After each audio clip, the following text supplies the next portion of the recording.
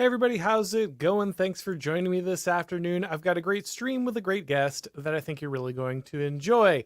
Unfortunately, it looks like presidential assassination attempts or the attempt on the life of prospective presidents or previous presidents is now something that's going to be a regular feature of American life. Donald Trump survived another assassination attempt yesterday. Luckily, this one was not as close. The assassin was ferreted out before he got any shots directly off at President Trump. But we're in a situation where the news media seems to not only have embraced the fact that this is a part of life, but are blaming this directly on Donald Trump himself, that his actions, his rhetoric, he's the one driving this, not a media that regularly calls this man a existential threat to democracy, somebody who could destroy the country if he's allowed to get back into power. Joining me to discuss this today is a senior fellow at the Claremont Institute. He's the author of the great book, The Unprotected Class. Jeremy Carl, thanks for joining me, man. Thanks so much, Auron. It's a pleasure to be on. Yeah, originally we were going to be talking about Springfield and everything that is surrounding this type of replacement migration, given your expertise on the topic. But obviously, we have yet another set of unfortunate breaking news that we are going to dive into today. But before we get to all of that, guys, let me tell you a little bit about today's sponsor. Universities today aren't just neglecting real education, they're actively undermining it, and we can't let them get away with it. America was made for an educated and engaged citizenry. The Intercollegiate Studies Institute is here to help. ISI offers programs and opportunities for conservative students across the country. ISI understands that conservatives and right-of-center students feel isolated on college campuses and that you're often fighting for your own reputation, dignity, and future. Through ISI, you can learn about what Russell Kirk called the permanent things, the philosophical and political teachings that shaped and made Western civilization great. ISI offers many opportunities to jumpstart your career. They have fellowships at some of the nation's top conservative publications like National Review, The American Conservative, and The College Thinker. If you're a graduate student, ISI offers funding opportunities to sponsor the next great generation of college professors. Through ISI, you can work with conservative thinkers who are making a difference. Thinkers like Chris Rufo, who currently has an ISI researcher helping him with his book. But perhaps most importantly, ISI offers college students a community of people that can help them grow. If you're a college student, ISI can help you start a student organization or a student newspaper or meet other like-minded students at their various conferences and events. ISI is here to educate the next generation of great Americans. To learn more, go to isi.org. That's isi.org. All right, Jeremy, so we are still waiting for a lot of information coming out. Obviously, this is still early days. We're in a bit of the fog of war situation when it comes to news. So everyone take what we are going to be talking about with a certain grain of salt, because obviously, unfortunately, the media is also very bad intentionally at getting this information out. But from what we know so far, it looks like there is a 58-year-old assassin by the name of Ryan Routh. He has a extensive criminal record, including, it looks like, a standoff with police in North Carolina in 2002, where he was in a standoff for 3 hours while holding a fully automatic weapon. This is not a guy who is very stable, or this is obviously somebody who's prone to violence. But he also seems to have a record of political extremism. He is very much a supporter of a lot of progressive causes. Before his Facebook and Twitter were taken down, both seem to be taken down by those respective social media companies. People captured many of his posts, many of which were repeating a lot of the rhetoric that comes from many MSNBC and other mainstream media talking points, even Democratic candidates talking about how Donald Trump is an existential threat to the United States, how he has to be dealt with, this kind of thing. It's amazing because the last assassin, which it's a terrible thing that we can even say that phrase, from a couple months ago, Crooks was really in many ways an enigma for the months after. We didn't get a lot of information about him. The media said, of course, we just don't know what the motive could be, even though he shot at the president. But we're getting they're trying to get the same refrain in here, but for this time it seems like there is a solid trail of kind of media fingerprints, but connecting this assassination attempt the man himself and the rhetoric involved from the media. Absolutely. I mean, I think you have to of kind of crazy people, because I would argue in most cases, you have sort of a philosophical discussion about evil versus, I think in general people are shooting else. Unfortunately, your connection just broke up on us right as we started for some reason. Oh, okay. Sorry. So let me repeat. Let me repeat that. Yes. So yeah, I think happening right here, it's kind of very. I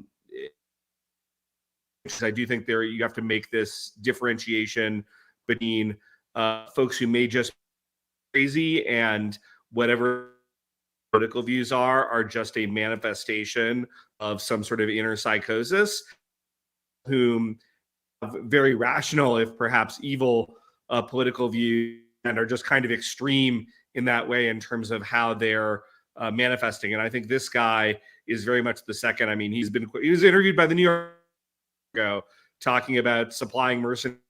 He clearly has some connections to deep state folks. I don't think that this is frankly, because they do it, they're going to pick people who are a little bit more stable.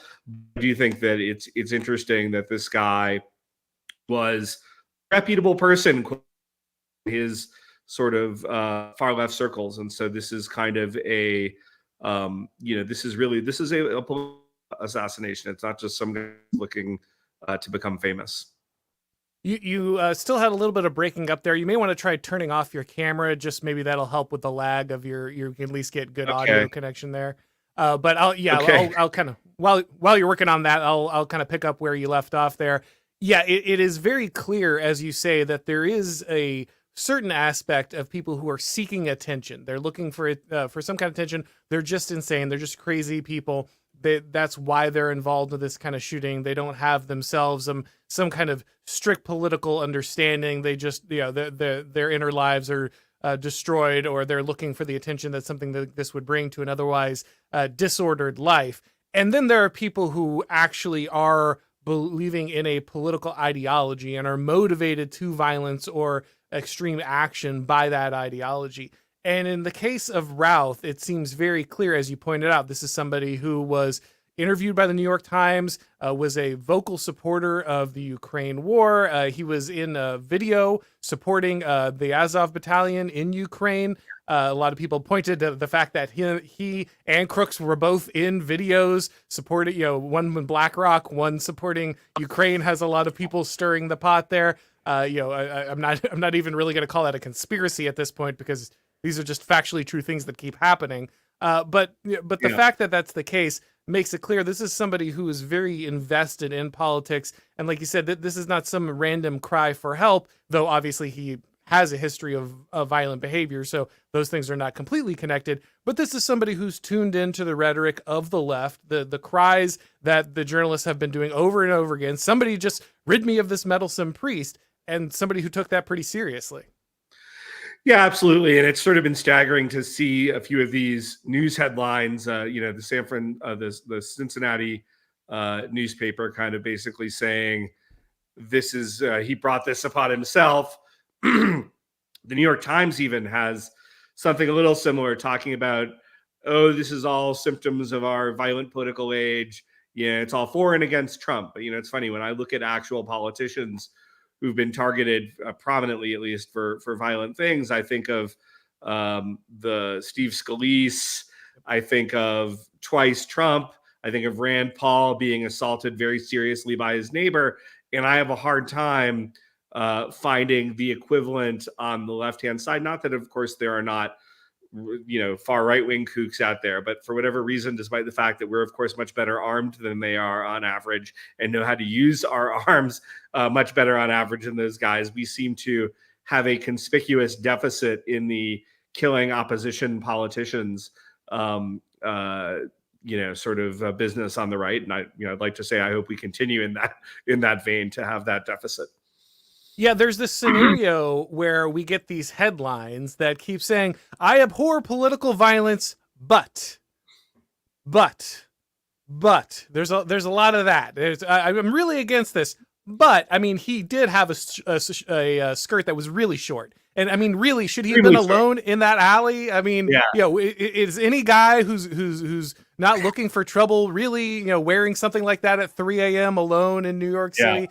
We're getting a lot of those type of stories. It's all Trump. It's his rhetoric. He just did this terrible thing in Springfield. A lot of them are pointing to Springfield and the discussion around migrants in Springfield as a flashpoint for violence, these kind of things, comparing that to what is happening with Trump. And also, I've noticed that the conspiracy theories have really done their work. To be fair, the FBI lied directly to Congress about the political leanings of Crooks. They said, "Oh, his social media shows that he was basically a radical right winger." When when the Gab founder Andrew Torbo was able to produce the actual posts of Crooks on Gab, showing that he was trolling the right, that he was talking about Biden. Now maybe he's just unstable. Maybe he's been on both sides. Maybe he's just a schizo poster going both directions. That's possible. But the FBI did not mention any of his pro-Biden posts. They only mentioned him as some kind of Trump supporter. And so the left has held on to that. That has been their vindication. Oh, it was a Trump supporter. It's Trump's guys taking out their own. We're not violent.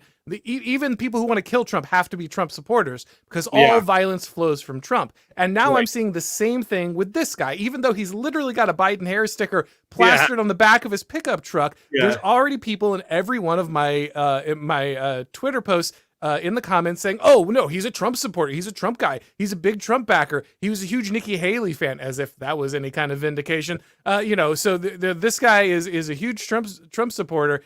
They've bought into this lie. Everyone shooting at Trump is actually a secret Nazi as well. Everyone just happens to be a bad right winger. Right. Well, will we ever know the motive of this? Just the mysteries. Mysterious. Just like it was, obviously the right wingers who caused $2 billion worth of damage in the BLM riots. Right. It's just, I understand the temptation to take these people seriously because you and I are not immune from this. We grew up in a certain media environment.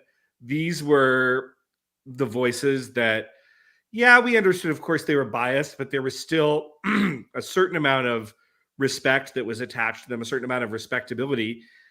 And it's hard to fully accept, no matter how many times you hear it or see it, that these guys are just nuts. And there is no falsehood, or nuts or evil, depending on the person and the situation. But there is no level of falsehood that they will not go to. And they're also, I think they're amping it up because they're scared, because I think they realize they are actually losing, and I think they're losing in this election pretty decisively. I think that I'm not one of these poll obsessives, but I actually think that things are actually probably a little bit better for us, as they've consistently been under Trump, than what the polls show. And I think they know how badly they've behaved, and they're worried Dad's coming home, right? And when Dad comes home, some people are going to get.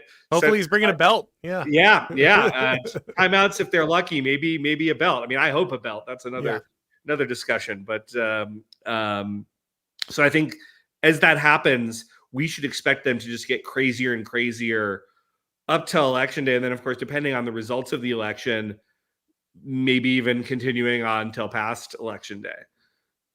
Yeah, there's obviously this ratcheting up. We saw the first assassination attempt. There was at least a few weeks after the assassination attempt where the media had to lie low, right? Because Trump was literally bleeding and heroically dragged off stage as he's screaming, fight in front of the American flag. That's, even for the left, even for the incredible spin machine of the left, that's a hard one to fight.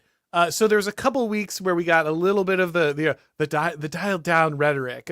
Well, maybe he's not Hitler. It's just a problem. It's just a divisive political figure. But maybe he's not trying to genocide everybody. And it took them 3-4 weeks before they turned that all the way back up, and we got right back into Trump is gonna wipe out all the illegal immigrants and bring back slavery, and it's the Handmaid's Tale. Trump triumphant overall. And now we get a second attempt, and they don't even bother. They don't even bother with the week of, well, maybe we shouldn't immediately call Trump Hitler the day after someone attempted to kill him a second time. No, they're leaning entirely into it. Kranzensteins, I mean, they're terrible on Twitter, but like all of these, a huge amount of mainstream people on the left are immediately going into this rhetoric of Trump deserved this, Trump was asking for it, Trump is responsible for all increases in violence. It doesn't matter how many people on the left shoot at Trump, the right is the problem, the right is the one that is taking it, and there's only one clear message that comes out of this, which is political violence is something that the left is allowed to do, right? The left is allowed to riot. The left is allowed to burn down your city. The left is allowed to trap you in your home. The left is allowed to, intimidate you in front of your house, and you'll become a news story if you're the one that defends yourself. The left is allowed to attack you in a mob, and if you shoot back, you're the problem. The left is allowed to shoot at presidents. Like this is the message, and that is what they're trying to make loud and clear. J6 is a danger to a democracy. That one incident in which some people got out of hand, and still weren't, no one died, no one was killed. That's the ultimate threat to our democracy. But the left can continue to commit direct acts, actual acts that get people killed, property destroyed. Doesn't matter. It's not a problem. Yeah, absolutely. And it's sort of like you need to kind of put on the They Live glasses to a degree for those of you who've seen that movie, right? And you just realize that all of these narratives are being put out by very bad Borg people who are aiming to destroy us. And I think at this point, like, the real mistake is to even engage most of these people in good faith. I think, unfortunately, they do have power. There are times in which I will engage some folks from the so-called mainstream media in a strategic fashion. But, if you're expecting to have any sort of fair shake or fair discussion, it's just, you're like Charlie Brown and Lucy pulled the football away for the 1,000th time. And it's sort of like, well, what do you think is going to happen in time 1001? So, yeah, it's also hard to miss the timing and the repetition on this one. Trump wins a debate. Biden stays in. They fail to kill Trump. Biden drops out. New candidate, new debate. Yeah. Trump wins a debate. Trump gets an assassination attempt. Is there a third candidate waiting in the wings of the Democratic Party? And like every time there's a bad performance, we just, Trump has to dodge another bullet and we get a new Democratic candidate. Right. No, absolutely. And I think you kind of touched on the winning the second debate, and it's sort of fascinating because it was really a moment of sort of Scott Adams persuasion that went on. As soon as I heard it, I knew that this was going to be the thing. I'm like, I didn't watch debates. I'm like one of these Hollywood people who don't watch movies. I never watch presidential debates. But as soon as I heard that he brought up the cats, I'm like, I don't care what else happened in the debate. It's just going to be about cats. And in fact, and this may segue at some point into a Springfield conversation, that's just going to be a winning issue for us, because it really is the linchpin of kind of every other crazy thing that the left has done, particularly on immigration. And the fact that Kamala hit all these singles doesn't matter. That was kind of the post-debate spin room was, well, she did really well, and Trump was out of maybe not on the top of his game. But at the end of the day, what people remember from that debate is cats, and that's ultimately a winning issue for us to be talking about. Yeah, there's even like a TikTok trend of people remixing him to the dogs and the cats line. It really is this moment where, as you say, people don't watch presidential debates anymore. They know they're a sham. They know that they're going to be completely controlled. Actually, I think, not to be the one to shine on the blaze here at the home team, but I think it's just true. The best debate I've seen in probably my lifetime ultimately was the one that where Tucker just brought everybody, sat down at that candidate forum for 20-25 minutes and made them answer questions. Like, that's where we learned more about substantive issues, policies, understandings of visions for the future of the United States than we've seen at any media controlled, mainstream media controlled debate in a very long time. So people don't bother to tune in for those, but what they see is the clips, they see the memes, they see the highlights. And so it's not about, like you said, I'm consistently hitting singles, I'm getting on base every. No, it's about who hit the home run, who got the thing that breaks through and becomes the viral sensation. That's the only thing that the vast majority of people who are even paying some attention to politics will actually see most of the time. Yeah, absolutely. And I can't remember who said it on X, but it was a really good take where they sort of said, the whole spin room, which was the kind of legacy of the Bill Clinton era, which is where I sort of grew up. And, you had these, and then all the campaign surrogates are spinning immediately after on how their candidate won the debate. This is a relic of a different media age. And now it's all just about like who has those moments that get on X or get on TikTok.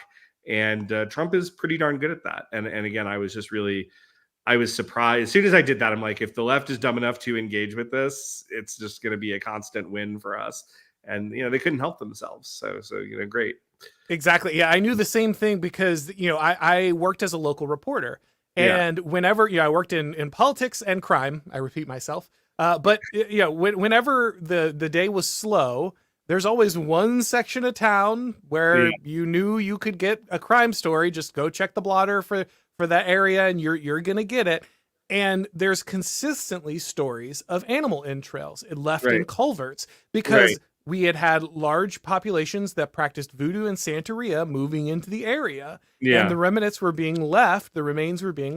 So I knew from personal experience that a lot of this stuff is going on just under the surface in towns where there's a high degree of immigration. So as soon as I saw that story, even if one specific instance wasn't the case, I knew that as soon as they started digging, they were not just going to find more of that, which is sensational and headline grabbing, but more importantly, the things that the people should really care about, they were going to find out about the people getting killed in car crashes. They were going to find out about the families who couldn't afford rent anymore. They're going to find out about the people losing their jobs because they now have to compete with this large migrant population. So we will just go ahead and transition into talking about Springfield, because I don't think we can separate, honestly, the Springfield discussion from what happened with Trump. But before we do that, guys, let me tell you a little bit about job stacking. Hey guys, let me tell you about today's sponsor, job stacking.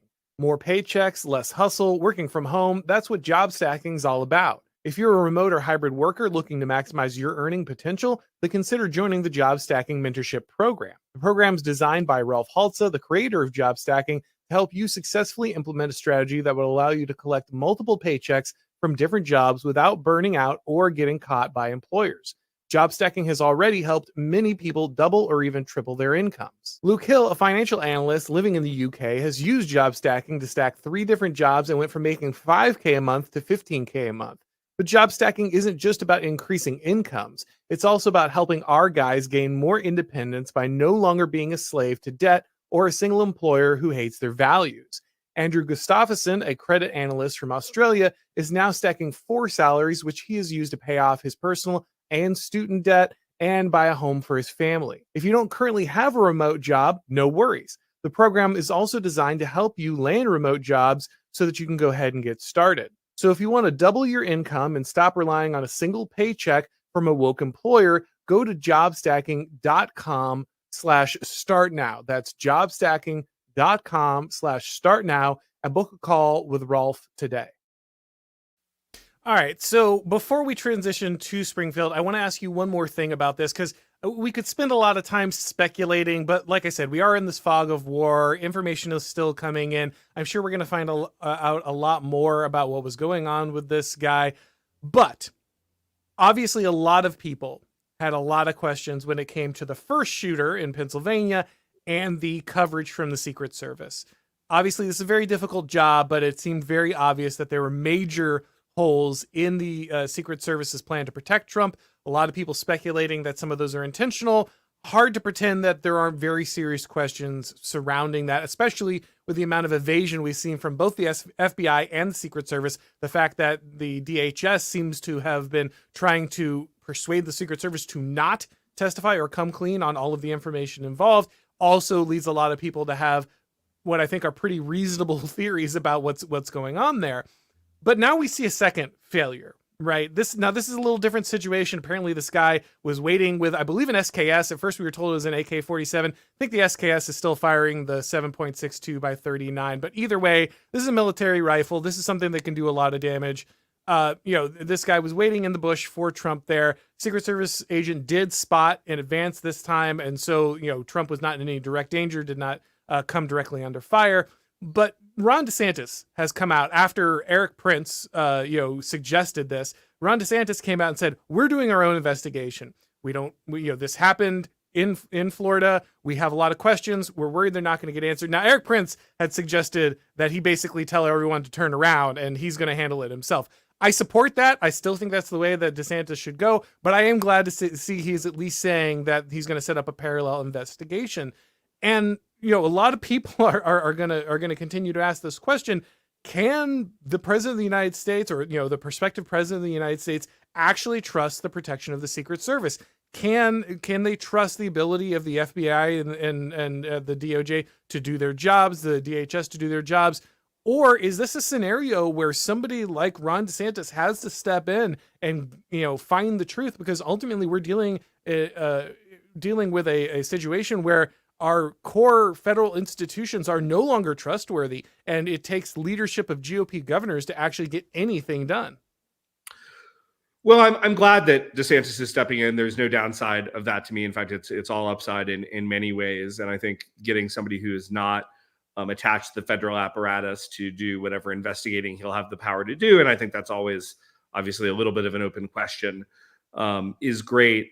I am probably on the very anti-conspiratorial side of the right, and I don't even mean this conspiratorial as a pejorative. I'm not criticizing people, just I happen to, you know, for a variety of reasons and incentives, I think it's much easier to understand these sorts of things as gross incompetence that people have an equal incentive to cover up, right? Like, if you're completely incompetent, you know, you don't want necessarily people knowing that about you. But I don't think, I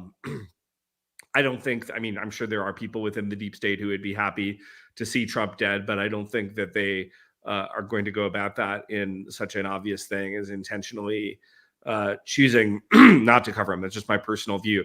But in some ways, I find this more disturbing because it's like they can't even do these sorts of important jobs, even when they're life or death issues and they're going to get huge negative publicity blowback. It's just like I just saw we just canceled some attack helicopter in the Army that we were supposedly under development for, 20 years. And it's just, I think the increasing inability of our bureaucracy to, you see what's going on with NASA, similar thing. I mean, I don't think there's any grand conspiracy where they're trying to make sure that we don't go to the moon.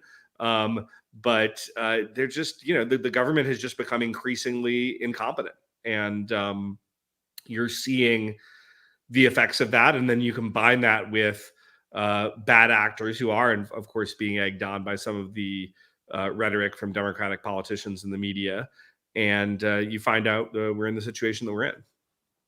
So a lot of people have been blaming, obviously, Trump for what's happened here. As we've already said, the media has sprung to this idea. Republicans are pouncing. That's another.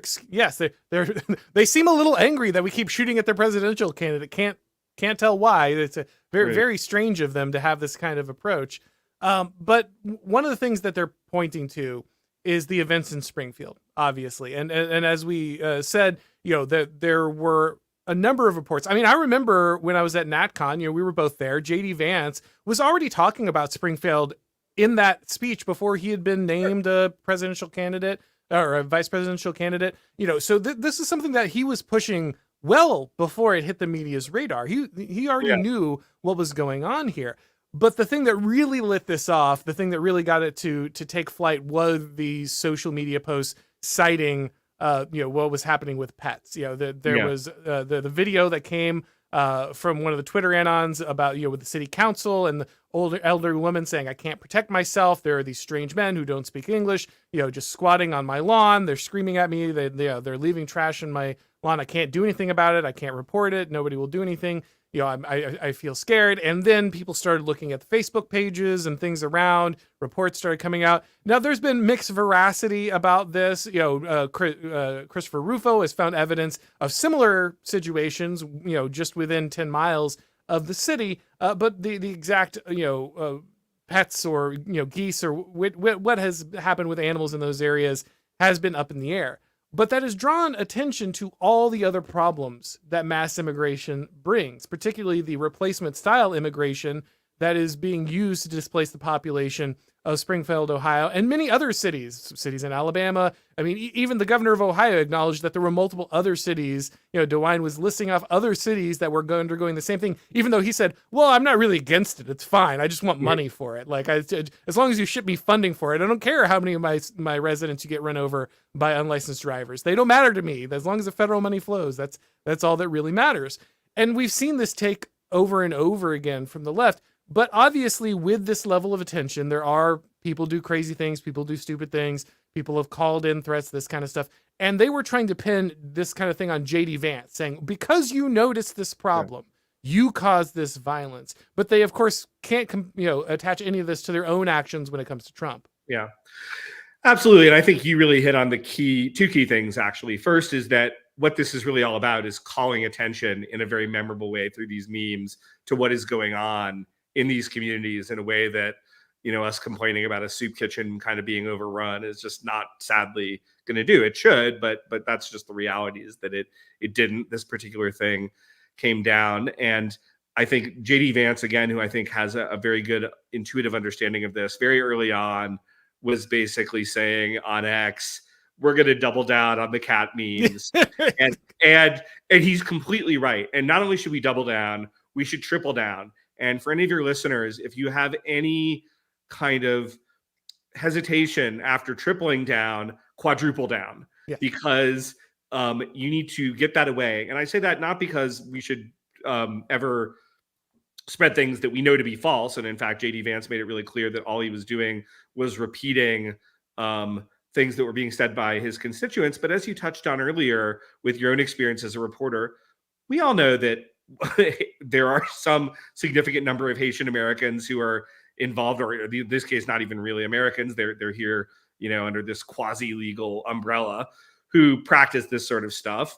And, the Democrats saying, no, these are Congolese in Dayton, not Haitians in Springfield that are barbecuing cats, is not really the compelling win that they think it is, because then it immediately causes the question in a viewer's mind, well, what are Congolese people doing in Springfield?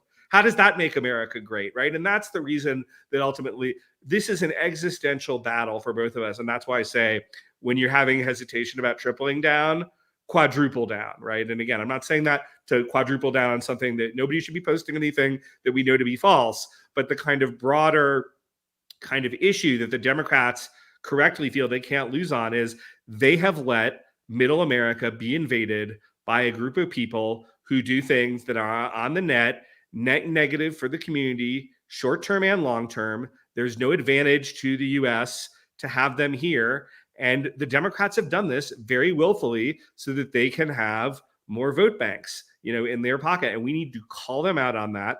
We need to say that they're damaging America in doing that. And we need to not apologize even one bit. Any bad thing, even if it's a bomb threat, even if some idiot who happens to see some of this crazy stuff goes and shoots somebody, that is all downstream of the person who has caused the problem. The people who have caused the problem are the people who are allowing this invasion. And the fact that there might be some idiot who gets really mad about that, we obviously condemn that, but that's not the person who created the problem. People who created the problem are Kamala Harris, Joe Biden, and the rest of the Democratic Party. Yeah, I can't believe I robbed, this area of jobs and housing, and, it's impossible for people to live here. But, some people are good about that. That's just so, but like you said, it's, you need to decry anything that is, is beyond the pale. But ultimately, you need to understand that you can't be cowed by this rhetoric. These people will use your goodwill against you. They will destroy you, and they will not hesitate, as we can see with their treatment of Trump, to continue to do the same thing. They're going to keep calling him Orange Hitler. They're going to keep saying he's Mussolini. They're going to keep saying that he's going to destroy democracy. They don't care how many times he gets shot at. They don't care how many Trump supporters are killed. They do not care about whether or not this destroys your community. They don't care. They're going to keep pushing this agenda. And you can't sit there and watch them do that and say, well, but we're going to be, we're playing by Marcus of Queensberry rules. We're the ones who are careful. We're the ones who never, who always hesitate, who are always on the back foot, who are always on the defensive. One of my favorite moments was, they had the picture of a Haitian man picking up a swan by the neck. And, it turns out it was from a different city, but it was still a Haitian man. And they're like, oh, it was a lie. It's a hoax. Like, so your point is that Haitian men are doing this all over the country, not just in Springfield. And that's your gotcha moment. That's where you're trying to hit us between the eyes. Every day that we talk about the issue of the Democrats' traitorous immigration policy is a day we're winning. And again, I mean, I want to stress, I'm not saying say things that we know to be false. We shouldn't, but we should push them every day on things that we know to be true or have reasonable belief that could be true that are going on. And we're now, as again, JD Vance did a great interview about this. He said, you guys are finally talking about what's been done to this community in terms of jobs, in terms of crime, in terms of homelessness and all these things, and real estate becoming completely unaffordable, that I've been trying to get you guys to pay attention for years now. And if it took a bunch of cat memes to do that, well, then great. And that just needs to be our approach. And we need to put on our big boy pants and be ready, because they are going to come after us. And as soon as anybody on our side, or even anybody who could putatively be on our side, does anything bad, they're going to double down. And we need to be like a Stonewall in response to that type of provocation from them. We need to say, yep, no, you guys are still the bad guys here. We're not letting you change the subject. So one thing that has been a real push point for the left is this idea that migrants are economically invigorating. It's not a great replacement. It's an economic invigoration. They're invigorating things by doing the jobs that you would do, or living in the houses you would live in. But it's an invigoration. It's not a replacement. So you're somebody who obviously wrote a great book about the prominence of anti-white discrimination across our country and at every level, from public, private, corporations, government institutions, media apparatus, academia, even churches, just across the board. And one of the things that you pointed out is that a large amount of the Democratic coalition is glued together by kind of this anti-white bigotry, by what they can glean from it, the identity politics, the hatred they can create, the money that they can glean from it. This is a lot of what's driving them. And that became very apparent when it came to Springfield, because over and over, then the rejoinder was two things. One, these people aren't illegal because we said they aren't. Like there was just this wand waved over them, and so magically they're legal immigrants, so it's fine because immigration is fine as long as it's legal. Even the Republican Party has said that, sadly. But on top of that, they're just better people than the people of Springfield, Ohio. We saw this over and over again. Oh, well, Springfield's got drug problems. Springfield's full of white trash. Like they're a problem, and so it's okay if your community is overridden. It's okay if your job's taken. It's okay if you lose your homes, because ultimately we're just importing a better class of people, and that's fine. Yeah, that is exactly the implicit, and at times, even when they're a little careless, the explicit message that we're getting from the Democratic Party. And of course, again, and this is why I just want to talk about Springfield 6 days a week and twice on Sunday, so why is Springfield? I mean, again, I don't want to do a huge dissertation. I'm not an expert on Springfield, Ohio, but if it's like many of these other struggling communities, well, where did the manufacturing jobs go? Where did everything else go? Did we ship them off to Mexico and to China under quote unquote free trade? And so, now that you've got, and these are of course exactly the sorts of things that Trump talked about. So now you've got these jobs at very unattractive, non-livable wages that exist. You've got people who've been robbed of their dignity, and now you're kind of surprised these communities are struggling, right? It just, it doesn't make a sense. But beyond that, I just feel, and by the way, one interesting thing, and you have seen a little bit of this, is it's not just, Springfield is not some 98% white town. Even before the Haitians showed up, there are also a lot of African Americans who presumably have deep roots in the United States who have been in Springfield, and in fact, a couple of them I saw complaining about the Haitians on videos that got circulated. But regardless, yes, there's the sense that these are white guys, they're middle American, and we don't like them. They're bad. They cling to their guns and religion. And we really would just like a better class of people. And I think the rejoinder is two things, which is, from any empirical observation that we could give, either from looking at Haiti in the last 200 years or the overall kind of tenor of Haitian immigration elsewhere, is there any reason to be super optimistic that Haitians are just going to be a far better class of people than the Americans that we have. Of course, the answer to that is no. There's a reason why Dominican Republic, next door on the same island, literally on the same island, will not let Haitians in. But even if we just farcically assume that that would be true somehow, at the end of the day, the people in Springfield are our people. They are part of America's heritage. I'm sure many of those people, have fought their ancestors in all of our wars going back to the Revolution and before. They're people whose ancestors helped build America. And we have a loyalty to them that we don't have to some random Haitian. I'm sorry. And I even say this. I mean, one thing I don't like as a Christian, I really tried not to kind of like attack the Haitians per se, because I'm not actually mad at the Haitians. Like, I understand why they and lots of other people from very depressing countries want to come to the U.S. And if I lived in Haiti, I would want to be in America too.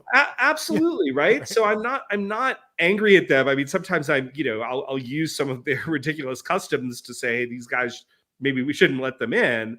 But the people I'm really angry at are the Democratic Party, who has betrayed heritage Americans of all colors to let in these like really, really foreign people for whom we're going to have to support them. And I just, loving my neighbor means, as Tucker Carlson would kind of say, I'm loving my actual neighbor, right, not my theoretical neighbor who just might have shown up from Haiti or Afghanistan or wherever else.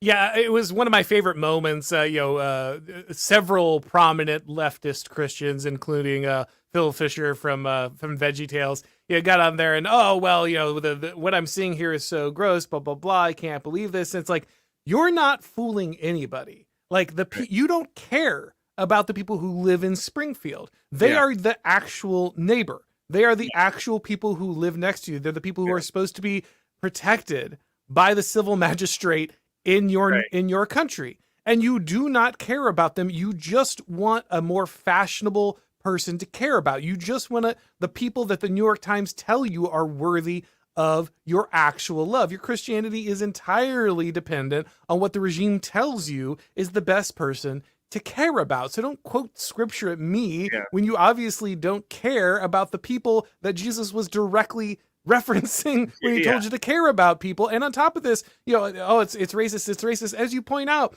I love all this commenting on what happening in Springfield is racist, when literally the most prominent guy who gave testimony about birds being stolen, ducks being stolen from the park and eaten was a black man speaking at a city council meeting in let's say a very urban dialect. This is not some pasty dude from the middle of Ohio, and he's like, no, I don't want to live like this. I don't want people in my neighborhood who are doing this. I don't think we should be subject to this. But it's all about race, whatever.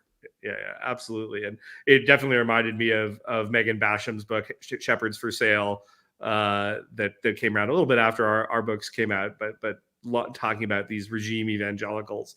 And again, if your pastor is trying to guilt you on the Haitian question, I would suggest you find another church. And again, I'm not saying that we don't need to reach out to folks or we shouldn't have compassion for folks, but our primary locus of compassion starts with our family. It extends to our friends, then it extends to people in our community, and then it extends to our fellow Americans.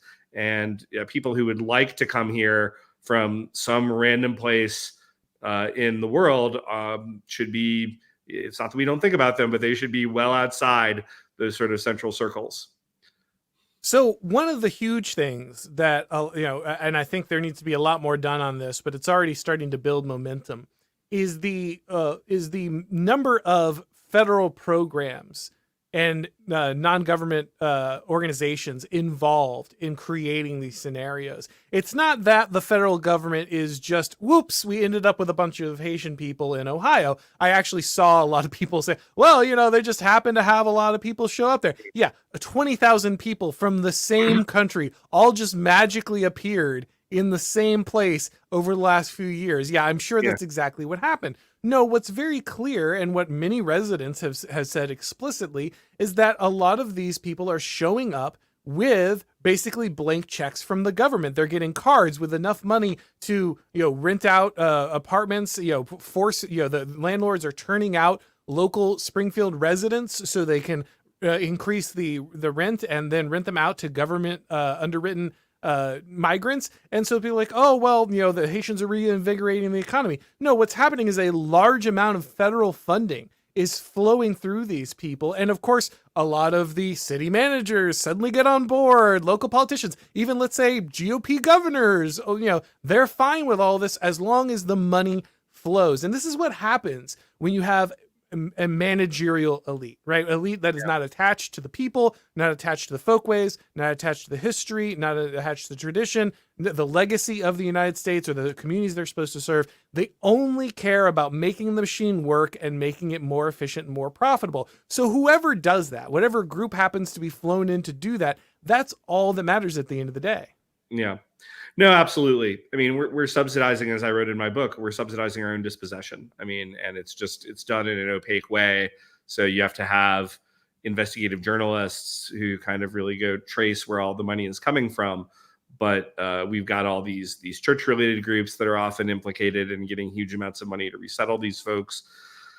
It's just a mess. And then you've got and this again touches on a lot of themes from your book in terms of the managerial elite. And you've got guys like Governor DeWine of Ohio, who is nominally a Republican, but he's just awful. He's awful on these issues.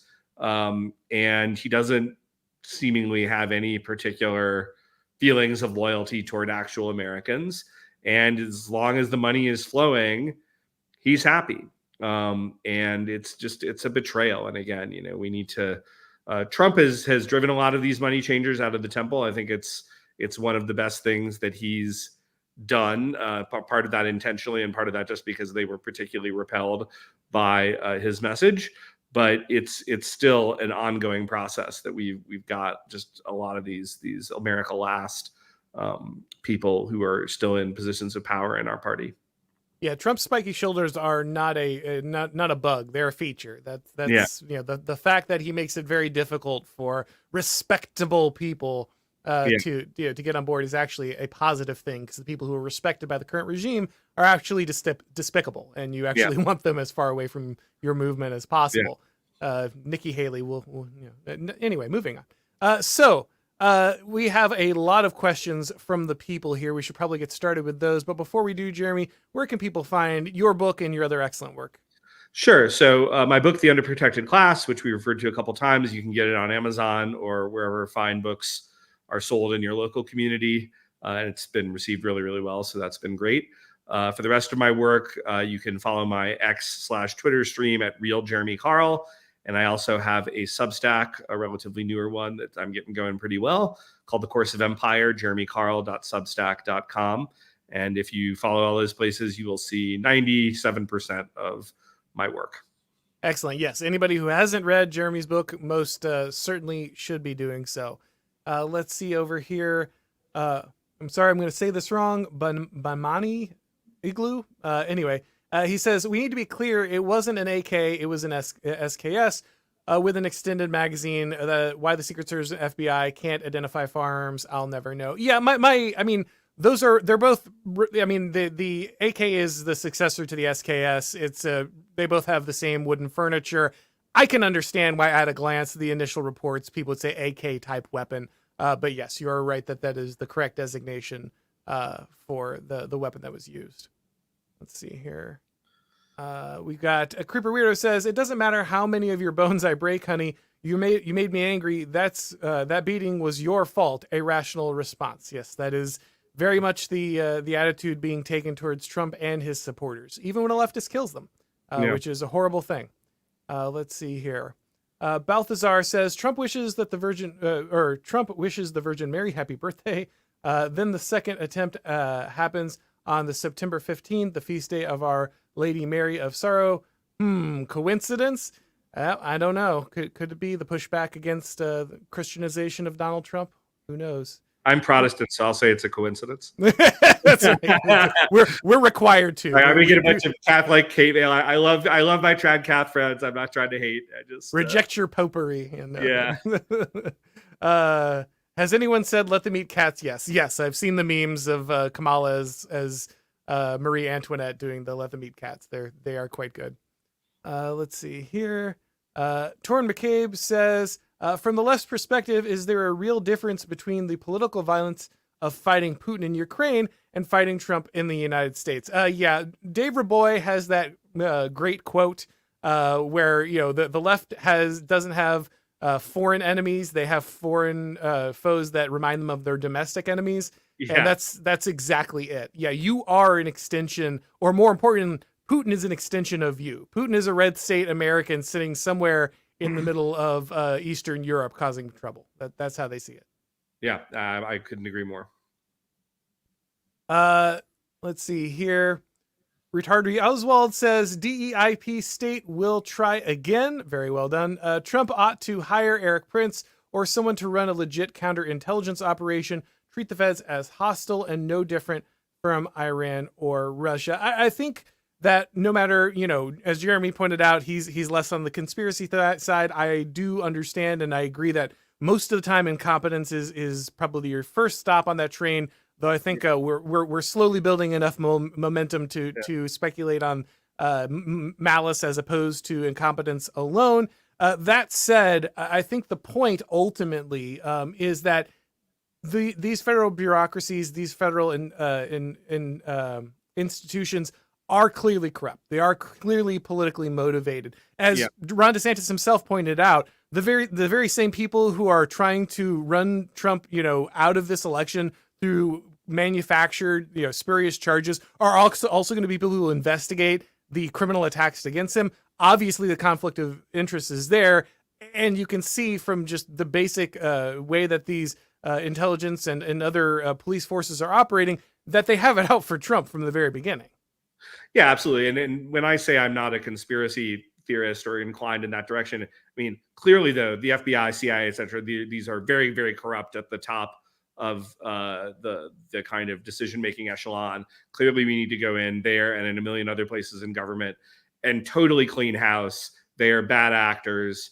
They will stop at very, very few things to keep Trump out of power. I'm just not sure that the best way they operate is by getting like weird 20-year-olds or 58-year-olds, who have weird Ukraine obsessions to kind of be the instruments of their,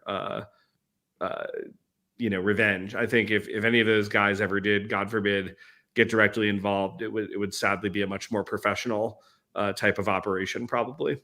I mean, there's a scenario where you whip things up over and over again, and then you just leave the gate open. And if the dog that you've been beating for a very long time happens to run out of the yard and maul the neighbor you don't like, well, what could you do, right? The gate was an accident. The gate was left open. This was not your intention. And I think that's probably the most likely scenario.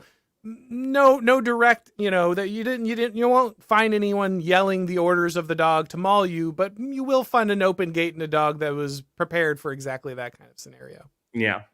Let's see here. We have from Paladin YYZ, without going neck deep into history or researching the great thinkers of the past to understand the regime, have you ever just suggested to a newbie simply watch Piers Morgan as a model for insight into oligarchic insanity? Yeah, it's one of those scenarios where I haven't watched Piers Morgan in a very long time. Every once in a while he clowns himself.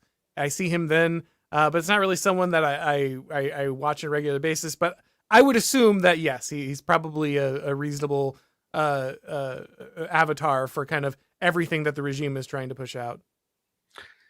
Yeah, and I mean, I've through various things in my previous careers, I've actually ended up working with a number of folks kind of at the top of the totem pole, for lack of a better term, in terms of our ruling regime. And some of them are actually sort of normal people for whom I just have a strong disagreement with. But a lot of them are real sociopaths, and they just are. They're not like you and me. I mean, I hate to say that because it sounds very, but they really are. I mean, the sorts of people who choose to be in Washington and running the sorts of things and the sorts of things they need to do to stay on top are not the sort of people who are like normal people hanging out in Florida or Montana or wherever else you are, just kind of living their lives, even if we have interest in these issues. And it's funny because sometimes they'll argue with you and they will accuse you of having all these motivations, and they're sort of telling on themselves because you would never even think of having that type of motivation, usually kind of for self-promotion in some way. But you're like, oh, Okay, well, I guess you could think that somebody could have that type of motivation. That's sort of an interesting commentary on you. So you hang out with these guys enough, and again, I've hung out with some pretty senior people over the years in our kind of uniparty regime, and eventually they kind of tend to tell on themselves. George Hayduke says, should an attack succeed or he ends on his second term, what is the plan after Trump? There needs to be a vision for a future past this single man. Yeah, obviously, this is one of the considerations I think that was really involved in the selection of Vance. I don't know anything for sure, but my instinct would be that Vance was not the pick before the assassination attempt, or rather, at least he got reshuffled into a higher spot after that. The recognition that you can't just slap a Marco Rubio in there. Like you need somebody that is like insurance. Hey, you take Trump out, there's a guy who's got the same ideology right behind him. This doesn't just go away. I think was a big reason that he got selected. Obviously, you also have Ron DeSantis, who would have been the heir apparent had he and Trump not tussled in the primary. I think DeSantis is an incredibly gifted politician, and more importantly, an incredibly gifted governor and executive, probably far more gifted in the actual execution of the office than the political aspect of the office. But he obviously has a bright future. I don't know if it will be Vance directly after Trump or if it will go to someone like DeSantis. But nice to have that problem, right? Nice for once for the Republicans to have, it's not an embarrassment of riches, but at least a couple of options that aren't a complete embarrassment.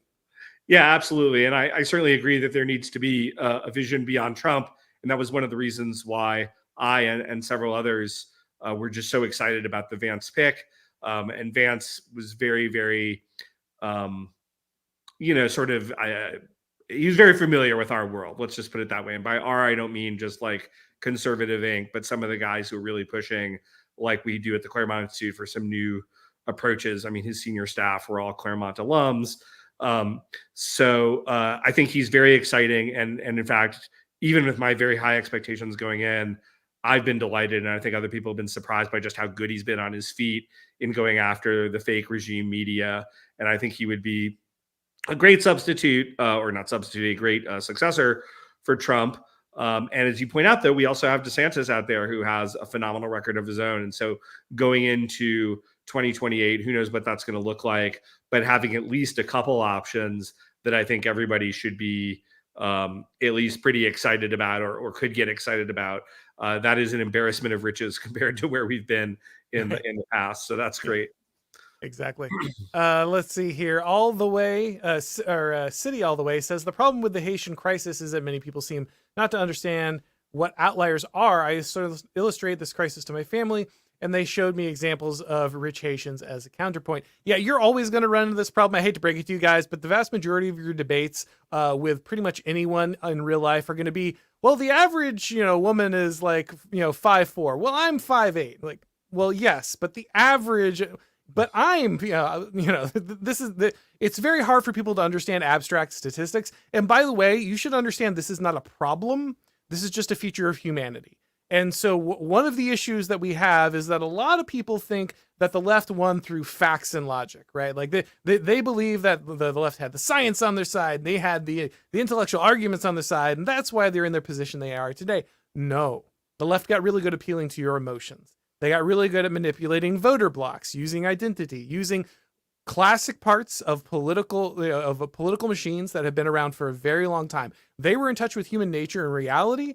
And then the right were just like, but they have like professors on their side, so that's why we're losing. And so the right came around and it's like, well, now we have statistics and we win. No, you still lost. Why? Because you never understand what politics is. Politics is never a discussion about facts. You're not just trading, papers and graphs and, regressions until you finally get to the heart of the issue. That's never what a political campaign is.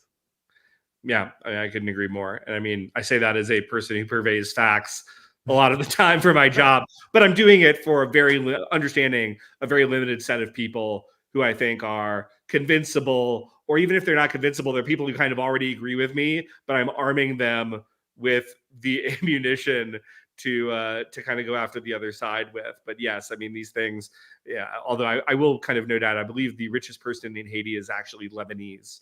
Um, yeah, I mean, but yes, of course. I mean, and this is a reason why, again, I don't like to attack the Haitians or any other group personally. They're always, even among these folks, none of whom I want to be clear, I think should be here. But of course, they're going to be good people. And of course, they're going to be people who are going to be smart and work hard and ultimately add to the US.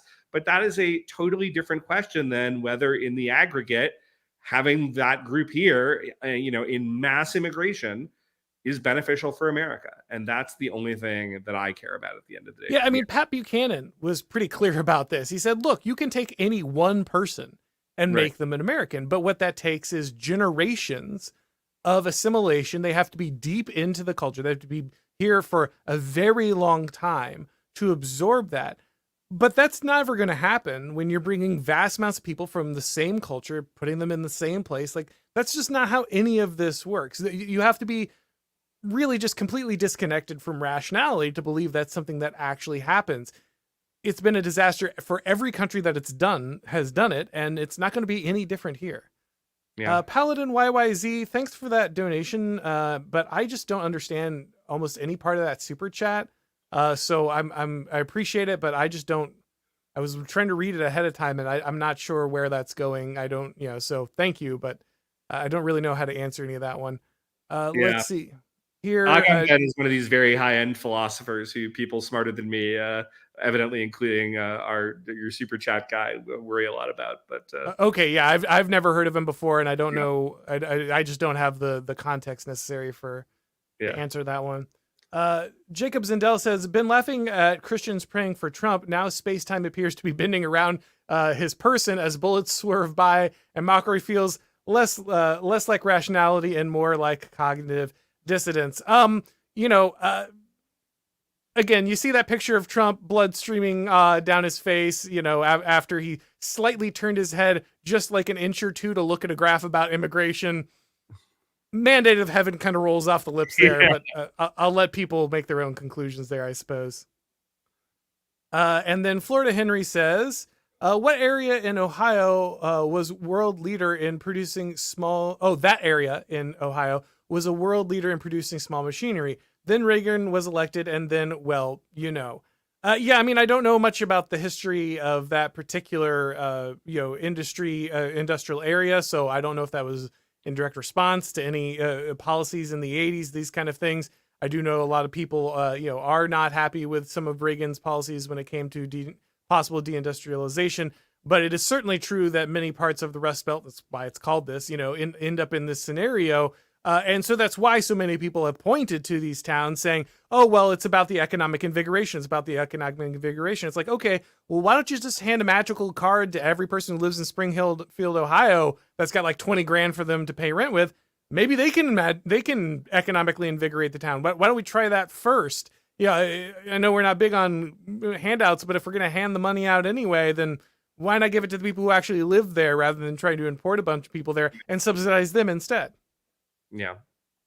Couldn't agree more, and people say, well, there's troubles, there's drugs, so let's address all that, but these are, at the end of the day, they're my fellow Americans, and the Haitians aren't. Just end of story. And I hate to break it to you guys, but this is not an economic zone. It's not about who can drive the most GDP. The purpose of the government is actually to be there to increase the human flourishing of the people that it's overseeing, not the people that it wants to import. And by the way, I think intuitively, and this is, kind of the reason that I say we just need to double down and triple down and quadruple down, I think the vast majority of conservatives kind of intuitively understand what we just said. But I think the substantial majority of folks in the middle kind of understand that too intuitively. And that's why the left doesn't want to have this conversation. They don't want to talk about what's going on in these communities. And that's why we should be talking about it. Absolutely. Yeah. Like I said, the minute, and you said, the minute I saw the story, I knew that no matter what the individual, scenarios happen to shake out as, this would be a huge thing. And by the way, guys, it looks like Donald Trump has announced while the show has been live that he's going to be doing an X space tonight. He's going to be on Twitter doing a space tonight. So from Mar-a-Lago, I'm sure that's going to crash as every one of these massive spaces has been, but that should definitely be interesting. It looks like Trump is taking that narrative into his hands, which is good. That's exactly what he needs to be doing. He needs to be circumventing the media. He needs to be even circumventing many of these federal agencies and getting the story directly to the people, rather than waiting for the FBI to lie to Congress about it or the MSNBC to say it's all his fault. That's exactly the kind of thing he should be doing. So I'm glad he's taking the reins there. All right, guys. Well, we're going to go ahead and wrap this up. Always a pleasure talking to Jeremy Carl. You should, of course, be reading his book and the rest of his work over at his Substack. If it's your first time on this channel, make sure that you subscribe over here at YouTube. Turn on the notifications, click the bell. If you'd like to get these broadcasts as podcasts, you need to make sure to subscribe to the Auron MacIntyre Show on your favorite podcast platforms. And when you do, leave a rating or review. And if you'd like to pick up my book or Jeremy's book, you can do that over on Amazon. Thank you, everybody, for watching. And as always, I'll talk to you next time.